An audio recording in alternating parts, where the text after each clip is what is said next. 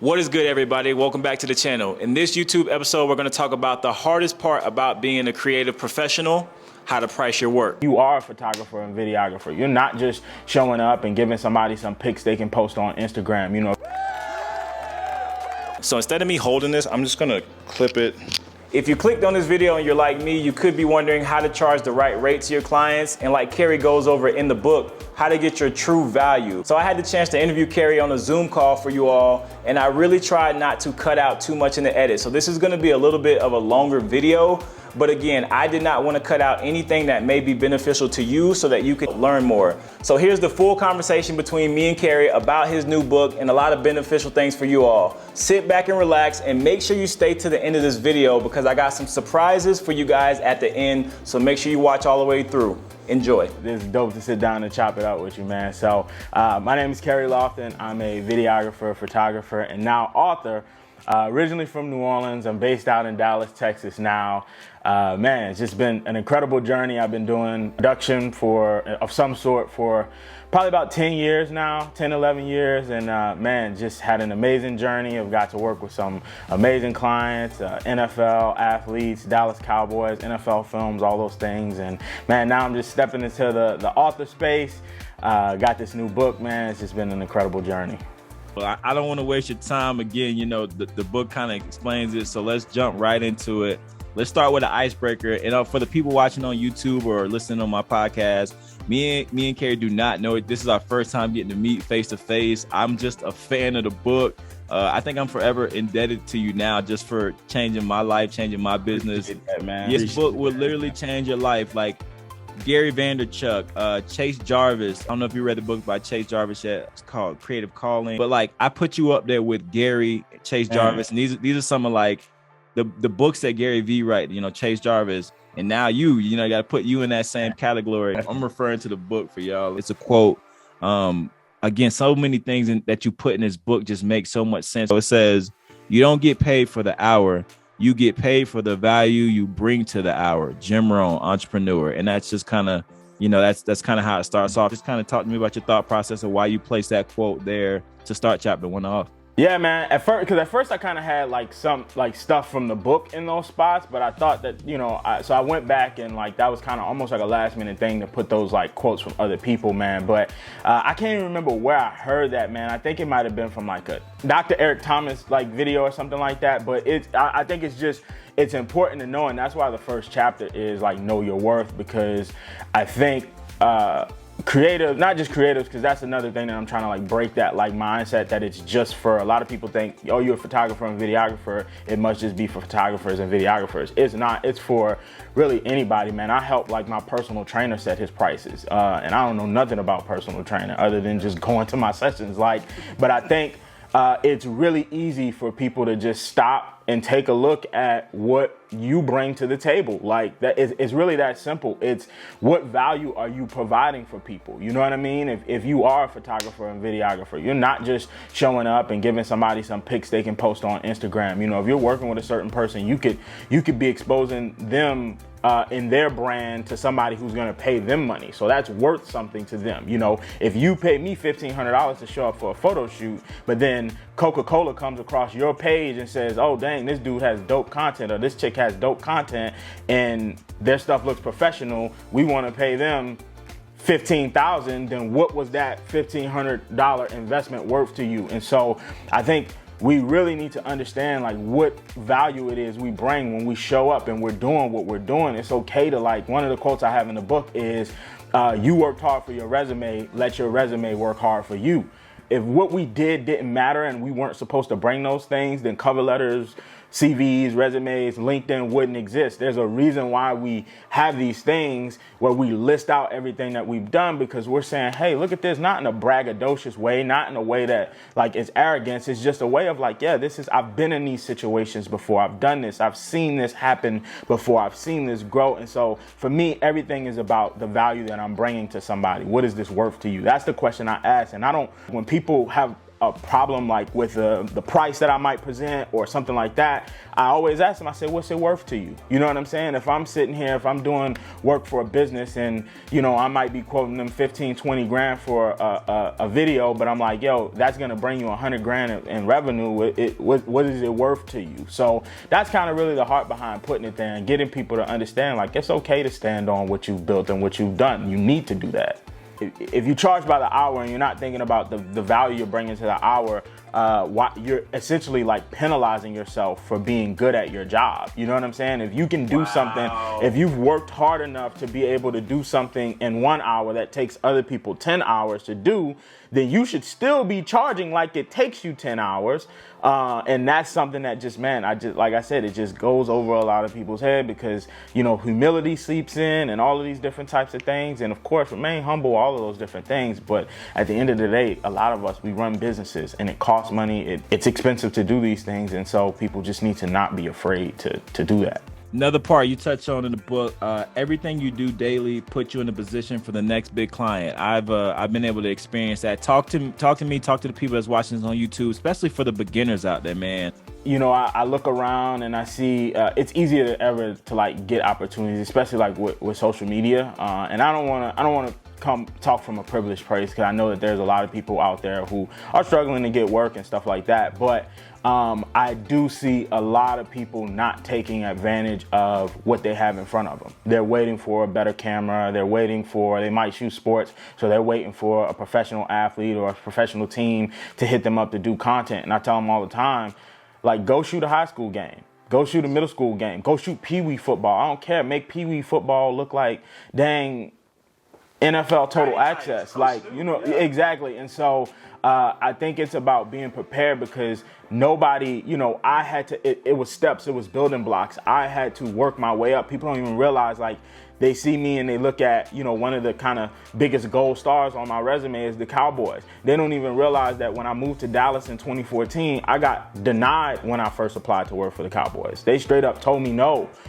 What did I do? I didn't go like Salk. I worked hard for 4 years to build up a resume and a portfolio to where the next time I sat in front of them, they were like, cool, we really want you to work for us. And so it's one of those things where it's like, we have to constantly be building those blocks of like, cool, what can I do now? How can I do? And I see just way too many people just being lethargic about what's in front of them right now because they're hoping for the next big thing or it's not what they want to do. They're shooting for a college team, but they really want to be for the NFL. So if you're showing up with your head dropped down because this is not where you want to be, you're not going to ultimately put your best foot forward and you're not going to do anything that's going to, number one, get you to that opportunity. And I don't understand why you think you might just like wake up, the NFL call you or whatever, the majors call you, and you just gonna be ready if you haven't handled the opportunity that's in front of you. So like, man, I'm a man of faith, and I believe that God blesses us when we're faithful with what He's already given us. Time out. Editor Lamar here, so I'm working on the video for you guys. I just wanted to echo what Kerry just said, and you guys saw me laughing in the video, but it wasn't because it was funny. That's how I like to tell people the same exact thing that Kerry just said. My example, shooting Little League games, shooting flag football games, shooting anything sports related at the lowest level so that I could get ready to, if I ever got the chance to work at a higher level. You guys cannot take that for granted. Kerry just said it. I wanted to stop the video and put this clip in here. So if you're trying to get into shooting professional sports or get into any industry that you don't have experience in, you cannot take days off. You cannot skip reps. You have to put the time in so that you can build your portfolio. And like Kerry said, you got to be ready for when your time comes. All right, so back to the video. I love that, man, and it makes so much sense. And I would be doing my guests a disservice, and I'm gonna get selfish on y'all real quick for you two for the podcast because I got Kerry for at least 10 more minutes. Like when we both are African American males that I didn't have a photography background. I think I read in the book. Did you go to school for photography? Nah, man, self-taught. Self-taught. So same thing with me. Absolutely. I got to ask you this question because so many people ask it to me, and I think you can answer it too because we both have been able to reach that level of success. Like if someone's like, hey, how do I get a job with so-and-so professional team or this player? Like, what would you say to them? I would tell them to just be open, man, because there's a lot of things that I thought that I wanted companies that I thought wanted to accept my budget to proposals, jobs that I wanted to hire me. And then, man, like just being in God's plan, it just wasn't for me. And then you end up being like, man, thank God I didn't go work for that place or go to that spot or whatever. So I think it's about keeping, and social media makes it hard because you're looking around and you see, you know, people see, you know, man, I wanted to shoot Super Bowl content. You know what I'm saying? Like I was actually in LA the week of the Super Bowl, and like I'm seeing all of these different type of people, and I'm like, man, I wish I would have did that. I wish I, you know, and so, but I can't be envious of that. I can't look at that and think something's wrong with my path because I'm not doing what another person is doing. I saw somebody had a quote. They posted a quote the other day on Instagram where it was like, we need to learn to look at things and be inspired from them, not comparing our own journey to them,